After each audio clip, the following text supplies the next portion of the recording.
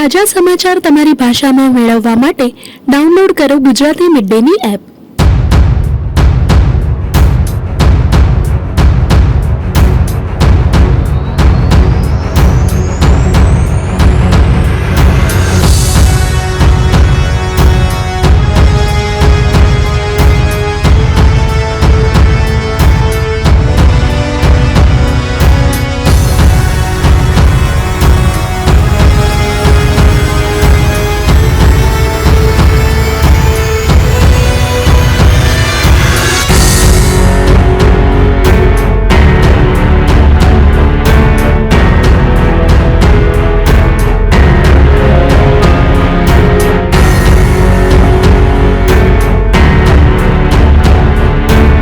Welcome the announcement of an interim government and urge any transition be conducted in accordance with Bangladesh's laws. What we want to see is democratic order. We want to see the Bangladeshi people choose their own government, and that's what we will be looking for in the days and weeks ahead. We have seen the announcement that Prime Minister Hasina resigned from her position and departed Bangladesh. We are monitoring the situation carefully. The United States stands with the people of Bangladesh. We urge all parties to refrain from further violence. Too many lives have been lost over the course of the past several weeks, and we urge calm and restraint in the days ahead. We welcome the announcement of an interim government and urge any transition be conducted in accordance with Bangladesh's laws. Finally, we are deeply saddened about the reports of human rights abuses, casualties, and injuries over the weekend and past weeks. We share our deepest condolences with those who lost loved ones and those who are suffering. On Bangladesh is free at the cost of hundreds of lives under the shoot on site ordered by autocratic Prime Minister Sheikh Hasina. But the situation is still unclear. Students, leaders, opposition parties, and the army are trying to form a civilian government. Could you please provide more insight into the U.S. position? So, as I said, a few things. Number one, our condolences, of course, go out to those who have been hurt in the violence over the past few weeks. We are focused now on supporting an end to the violence and for accountability. All decisions regarding the interim government should be made with respect to democratic principles, rule of law, and the will of the Bangladeshi people. Yeah, as you said, accountability. Sheikh Hasina fled to India and she is trying to get any of the Western country. Will you allow her to come into the U.S. as she commit crime against humanity largely? I'm not aware of any request of that nature. Matt, Yeah, go ahead. Guys, one at a time. Matt, the recent fall, we already know Bangladesh government led widespread violence and chaos. What measure is the U.S. State Department or U.S. taking to address the reported atrocities against minorities and general populace in Bangladesh? So a few things. Number one, as I made clear, what we are calling for today is an end to the violence and for accountability. Now, as to what accountability looks like, that's something that should take place under Bangladeshi law. Obviously, anyone responsible for acts of violence, acts that break the law, should be held accountable for them. Thank you so much. Matt, Yeah, go ahead. Matt, thanks. During the time that Bangladeshi people struggle against that fascist ruler and thousands of people got killed, you already informed us that she fled the country this morning. I didn't inform you that. I think Okay, you said it. Okay. I said we've seen the announcement she resigned. Okay, she resigned. Okay. After she left, there is dozens of dead bodies are pulling out from the Gana Bhavan, the official residence of Prime Minister. There is dozens of dead bodies are pulling out next to the Parliament. There's lots of atrocities are taking place by the government official, those who are still in power, especially a couple of people.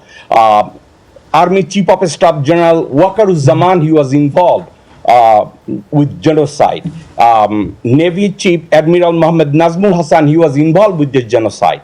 Air Chief Marshal Hassan Mahmud Khan, they were involved with the genocide. And they're the same people are saying, we are going to the president and form a caretaker government. So, as a matter of fact, when was the last time we heard a killer is going to do the justice for another killer? So let me say a few things. Number one, with respect to the violence over the past few weeks and the deaths that have occurred, it is vital that we have full and transparent investigations to ensure accountability for these deaths.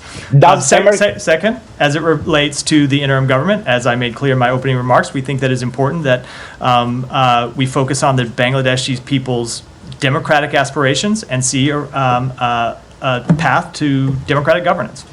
Does America support Bangladesh military to install a caretaker government? We want to see the Bangladeshi people decide the future of the Bangladeshi government.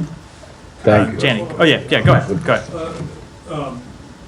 Has there been any contact, as far as you know, with Bangladeshi officials, be it in the military or in the former government, or? I don't have any to report today. There may have been contacts from our embassy, but I'm not aware of any. Don't have any to announce. And just also in terms of some U.S. issues with Bangladesh, the issue of the Rohingya, of course, has been something that's been quite important between the U.S. and Bangladesh. Is there any concern that this would impact the housing of the Rohingya refugees?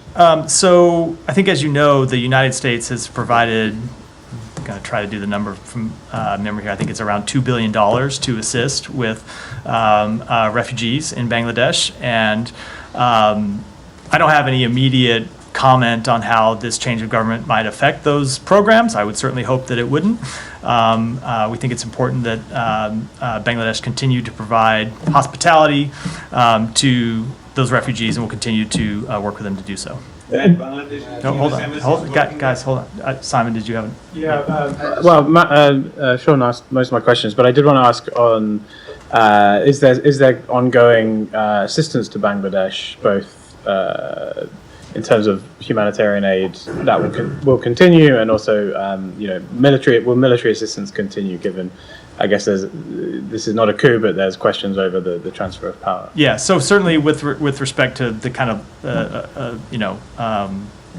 allusion in the last part of your question, so we've seen all that we know right now is we've seen the announcement from the government that she resigned. We don't have any further information about how that resignation may have taken place.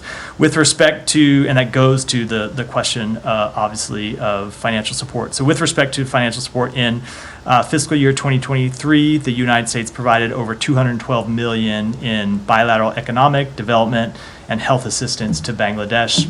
Obviously, I don't have any announcements with respect to those programs, other than that we would like to see them continue because they're important to our relationship with the people of Bangladesh. And just to confirm the question Sean answered, it was we've provided nearly $2 billion in humanitarian assistance to support Rohingya refugees since August of 2017. Can I just take just another question on that? Just taking a step back a little bit. I mean, how do you actually feel about the Army's role?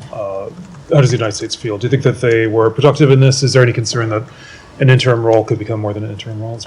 So let me answer that two ways. One, with respect to their role over the past several days, we have seen the reports that the Army resisted calls to crack down on the protesters, and if those reports are true, certainly that is something that we would encourage. We made clear, I think, for several weeks now that people have a legitimate right to protest and to peacefully assemble, and we opposed any kind of violent crackdown. So if it is true, in fact, that the Army resisted calls to crack down on lawful protesters, that would be a positive development. With respect to where we go from here, what we want to see is democratic order. We want to see the Bangladeshi people choose their own government, and that's what we'll be looking for in the days and weeks ahead. Subscribe કરો Gujarati midday bell icon પર click કરીને મેળવો તમામ વિડીયોના direct notification.